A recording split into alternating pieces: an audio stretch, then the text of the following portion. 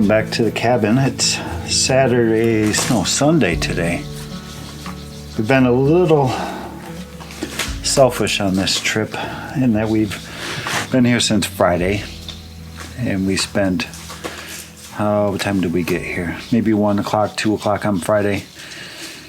Spent all day Friday, all day Saturday, and we haven't filmed anything. So a little selfish on our part, but we needed to relax and just be here and rest. We didn't rest the whole time though. I do have a question for you guys. Do you guys have any idea what kind of nest this would be? Hopefully that's coming out on camera. This limb came down and there's this tiny, look at how it's like hummingbird. And there's another one just like it up in the tree, and we cannot figure out. We've like Google image search like hummingbird nests because it's tiny.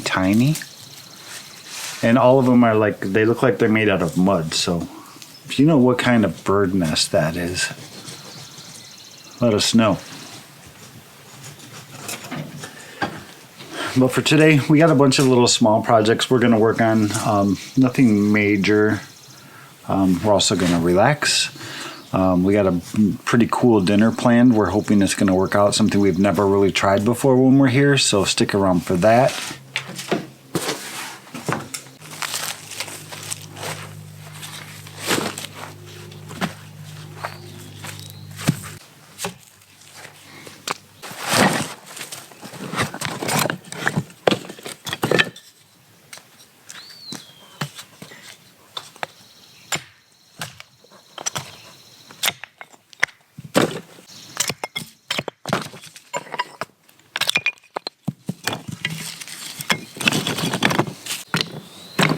So anytime at home on the homestead, when I build projects, I always save all the little scrap pieces, toss them in a box. We bring them up here to the cabin, split them up. They make great fire starter for the wood stove in the cabin to keep us warm in the cold months.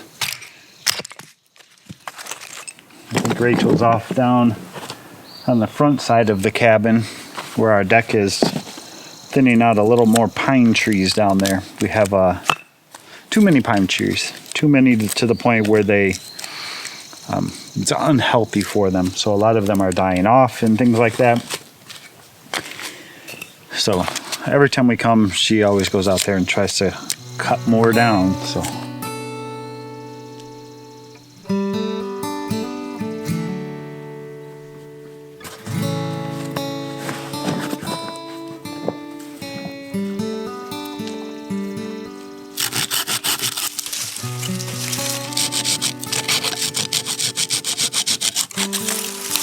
One of my absolute favorite jobs to do at the cabin, if I had to pick one, would be clearing up the pine trees.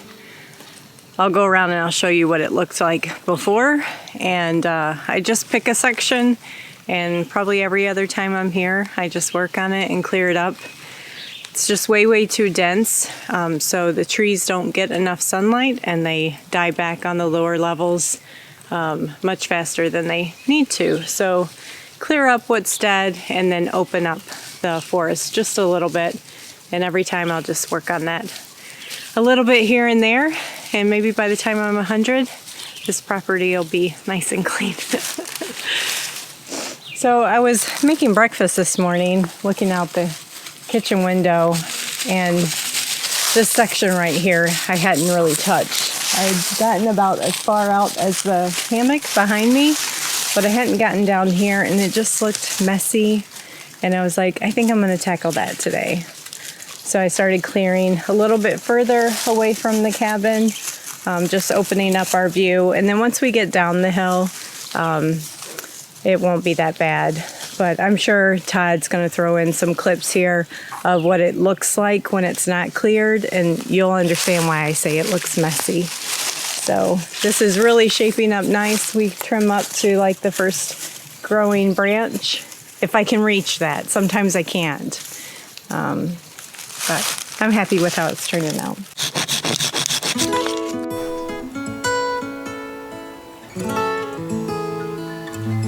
we're gonna try for dinner tonight pizza.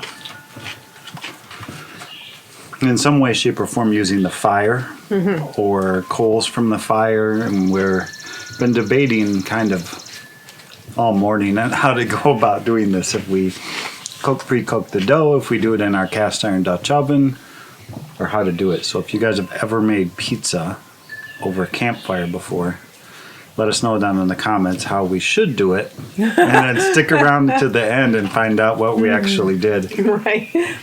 It's been on like my bucket list for campfire cooking for a very, very long time. Like at least a year you've been saying, Yes. are we going to have pizza this weekend? Right. We're going to have pizza this weekend? And we never do. I almost bought those little naan bread things to bring just to make it easy, but... Yeah, but we I got to know you- learn skills. Girls only like guys who have skills. That's right. I tried these pickles you brought up. They are spicy. They're not spicy. Oh, they're not. The one I had was... Yeah, maybe you got a jalapeno in there with it. Oh, maybe.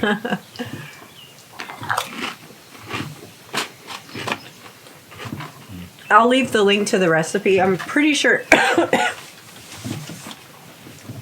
I did a video on them last year because I ran out of sugar. So I made pickles sweetened with honey in the brine, and they are by far my favorite pickle of all my pickles. And they're Spicy. I call honey. them spicy honey pickles because I just made up the recipe, but it's banana peppers, jalapenos, cucumbers, and a honey sweetened brine. And oh my goodness, I think I need to patent it. It turned out really good. How about 1 o'clock? Just having some lunch. I'm gonna go after we eat. Go try to see if we can find a couple pine trees Sure. or spruces or something. Yeah. We should walk over by the cedars and see if we see any baby hemlocks or cedars around. That'd be fun, huh? Yeah. We're gonna bring home some more trees this weekend. The ones that we brought home the last time are doing awesome. They really are. They're just white pines, so they're the Michigan State tree, and they got a lot of new fresh growth on them. We'll bring home a couple more trees. And some of you were asking, isn't it illegal to take Yeah. trees from a national forest? And while our land here at the cabin is part of a national forest, the 10 acres that we own is our land. Yeah, we we own can it.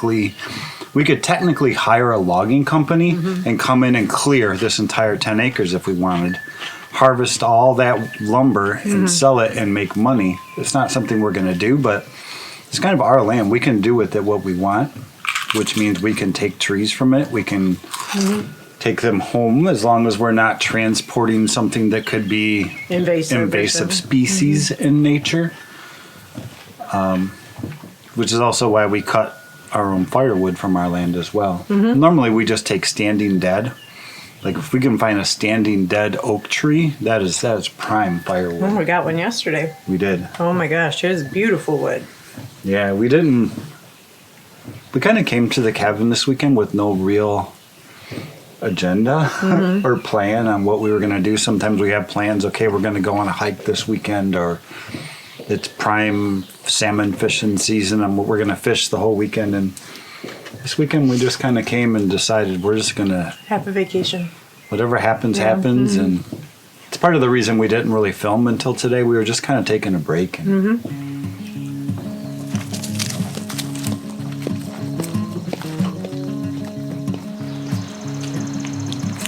want to check over here? We never really looked over here first.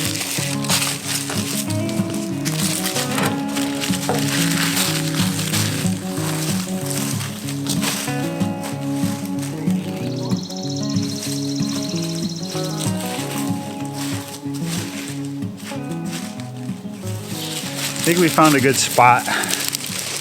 There's some nice ones like this one right here. And Ideally, I would want something like this because I'm wanting to cheat the system and take something bigger. But Rachel is not optimistic at all about trying to take something this big. She says this would be much more reasonable, so. And that's even bigger than the ones we got last time. It is bigger. It's probably twice as big as the one we brought last time. Yeah. So maybe we'll do like this size Yeah. as a test and see if they work good. Yeah. And if they do, then maybe next time I'll go bigger. No. Yes. Because that can be a difference like a whole year to go from here to here. And so like the bigger you are, you're kind of cheating the system a little bit and getting bigger trees. It doesn't always work that way for transplanting, though. Bigger Yeah. isn't always better. Oh, no, you just stepped on your guy behind you. Oh no. Sorry.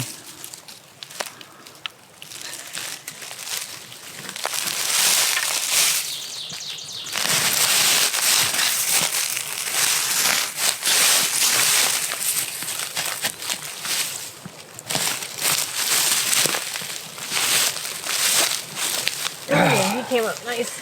Nice. See all that sand down there? Yeah. Ooh. Nice. That's gorgeous, though. Look at that. All that topsoil. Black and brown. Amazing. I'm starting to see signs of flies. Yeah. When we come up in July is the worst. late July, early August, we get those tiny little deer flies. Yeah. That like land on the back of your neck and bite you. Yes. Horrible. Not very nice creatures. I Yeah. don't know what their purpose is. Balance. A balance.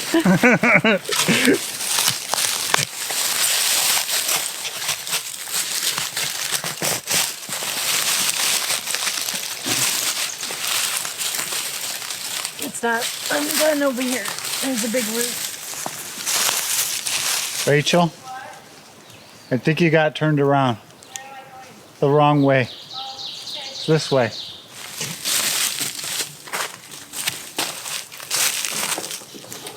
Nice.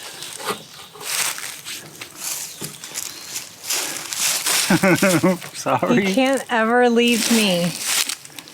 I have such a fear of getting lost, and I prove that fear here. How far did we walk into the woods?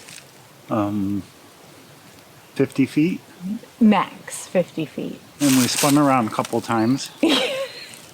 And I picked up my tree to walk straight out of the forest. I was literally going the opposite direction. He's like,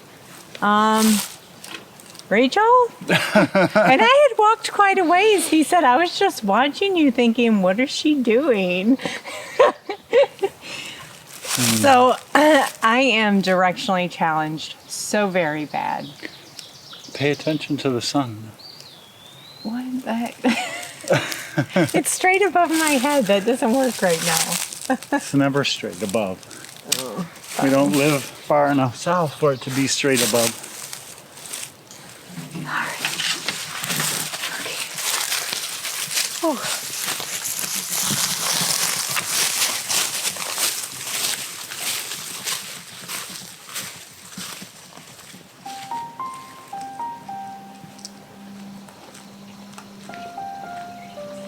Short hike, ready to be that one.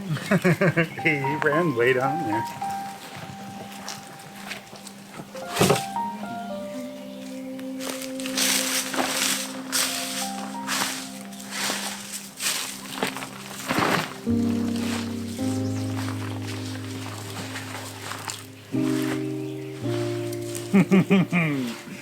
You get in on that side and then I'll get in on this side.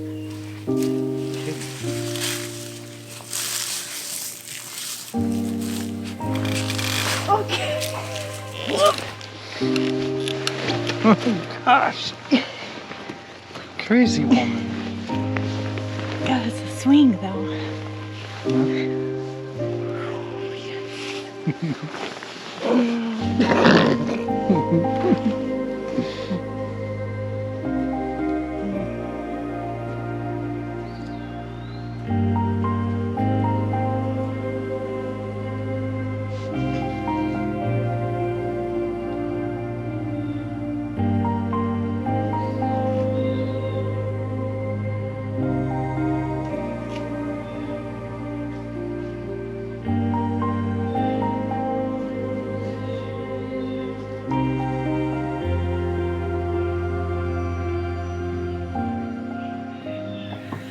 So I just mixed up, it's pizza time. I just pre-mixed the dry ingredients at home so I could bring it with me. Just need to give it a little stir. It's got the yeast, salt, I don't know what all else. I know there's garlic powder in it, of course the flour, some basil, and drizzle in a couple tablespoons of olive oil.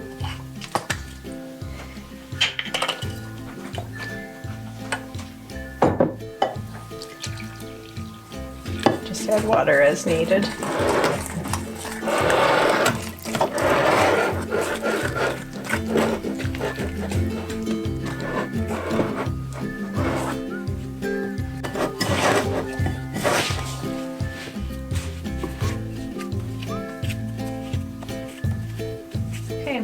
I'm just gonna let it rest for about 30 minutes or so, and well, that'll give us time to get the coals nice and heated up and ready to cook.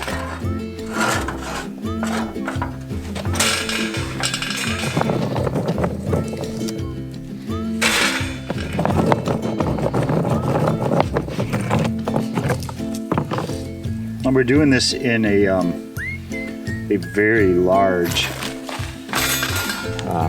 cast iron Dutch oven, which you can use them for baking. Just the you generally count the number of briquettes that you use to achieve the temperature that you want. We're going to go for, and you normally put double the amount of briquettes on the lid that you put on the bottom. So we're going to shoot for like 20 or so on the lid and maybe 10 or so on the bottom and see how it goes.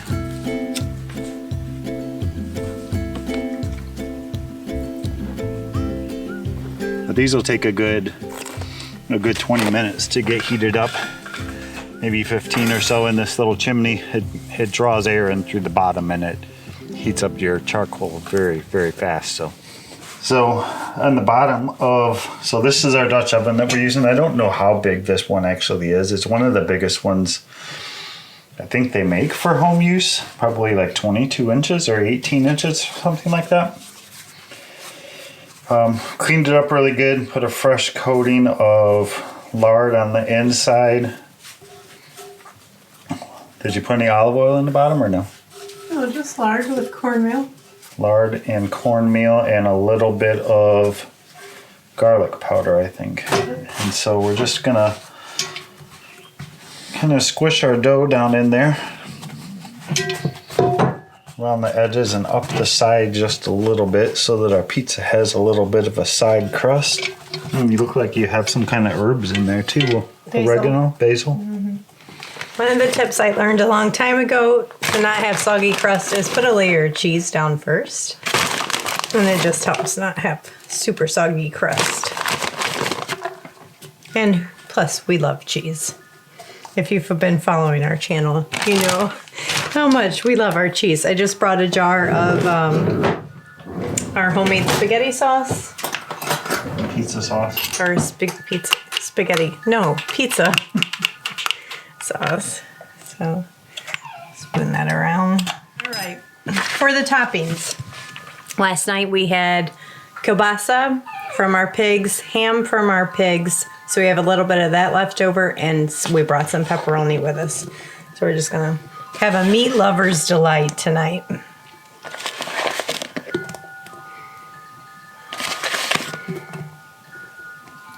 This is a lot of pizza.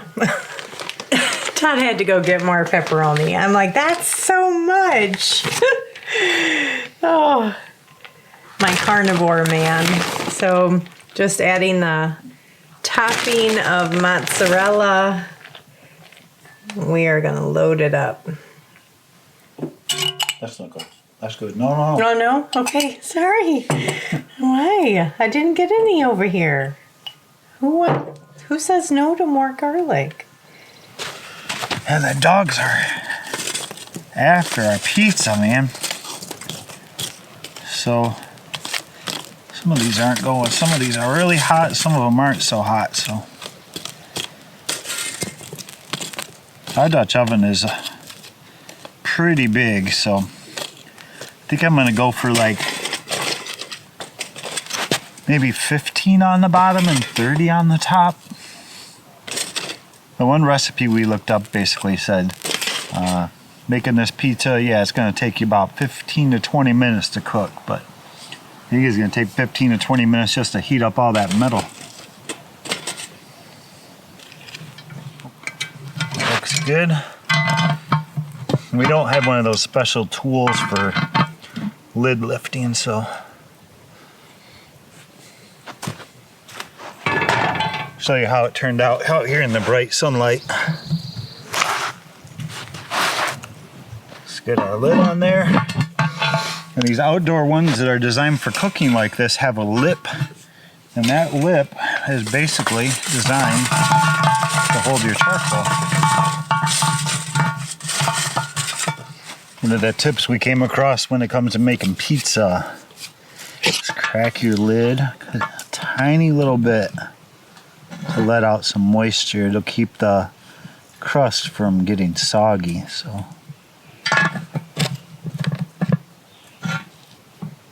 yeah, we'll try that.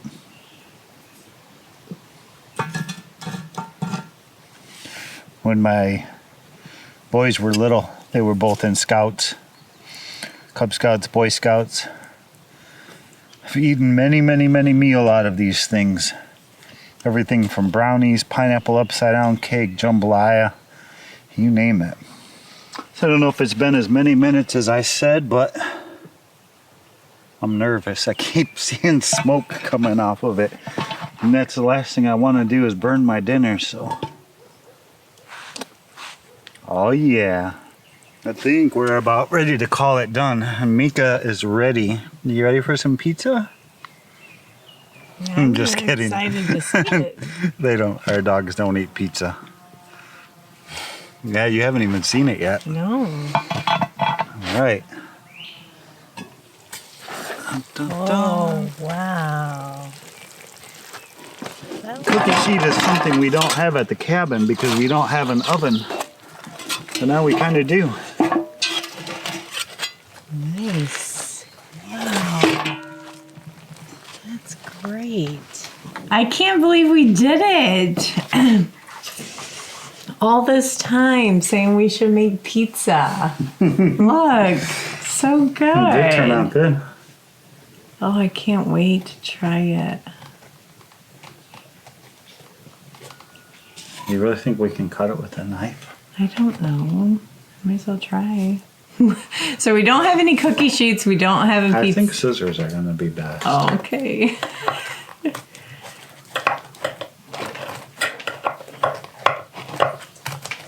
We're using scissors to cut our pizza.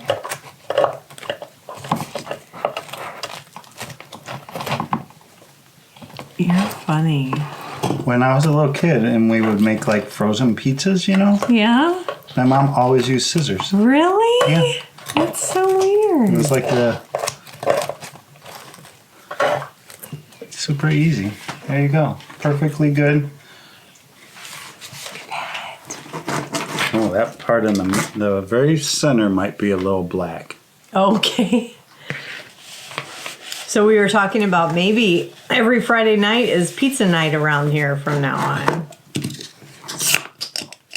Now that we know we can do it, it really doesn't take long. I mean, it was, 30 minutes in advance to start the crust, and then how long did it take ultimately to cook it? 20, 25 minutes. It could probably gone a few minutes less, actually. Yeah.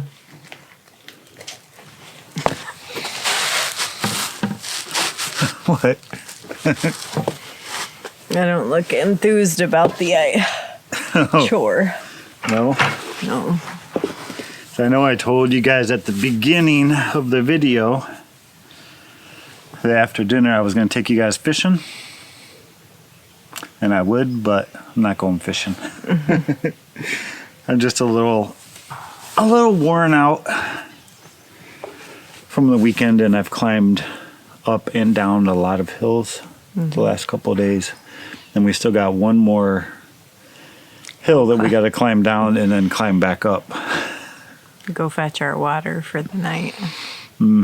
We've told you guys a lot of times about how we just go down the river and get our water that we use to heat up to take our showers in the evenings. And we've talked dishes tomorrow. Wash dishes tomorrow, yeah.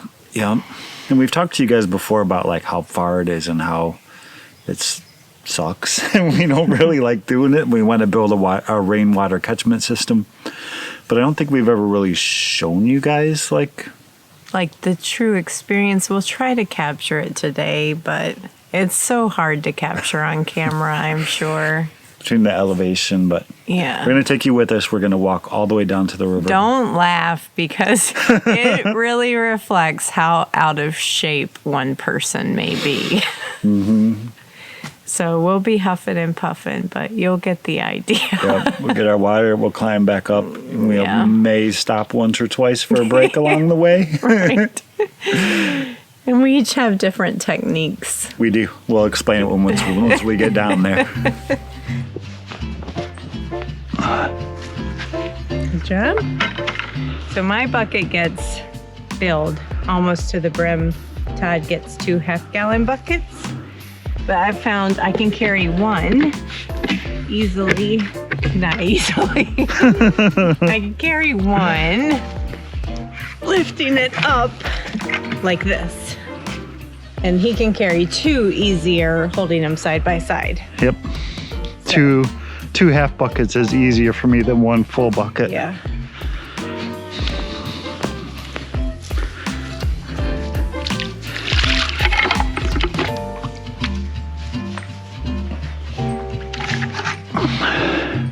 Ready? Let's go. All right.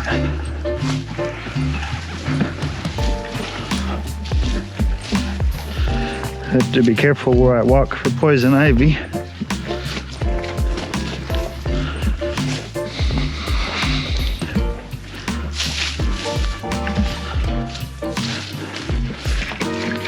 I hear you sloshing back there. I remember that one time you did that without the lid. All right, that's our hill. This is the hard hill, and then there's the easy hill at the end. So once you get past the first hill and you think you're worn out, you still got more to go. When we're here more regularly, we definitely get more in shape where we can do this easier. But when it's been like the long winter and then the first couple trips, it's hard. But I've gone the whole way without stopping before. Right. But that's only after I've been here for like 4 days. Right. And you kind of get used to it.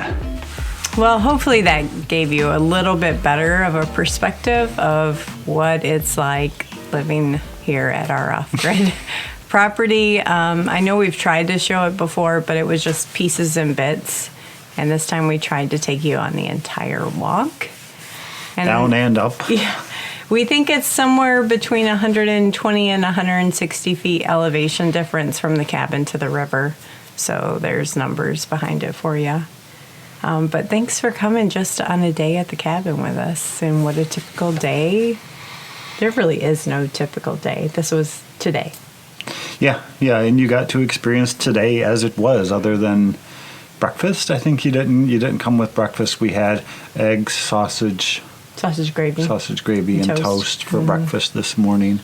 We didn't take you for that part, but everything else you were pretty much here with us. So yeah. I hope you enjoyed it. Yes, definitely. It's been a beautiful day. So thanks, guys, for coming to the cabin with us this weekend. And hopefully you guys all had a happy Memorial Day And I am desperate to get back to the homestead to find out. I don't think that I had a freeze or a frost even, but I know a lot of Michigan was under a serious frost warning last night.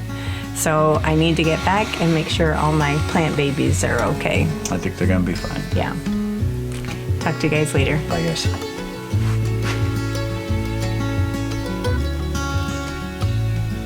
They lasted all weekend.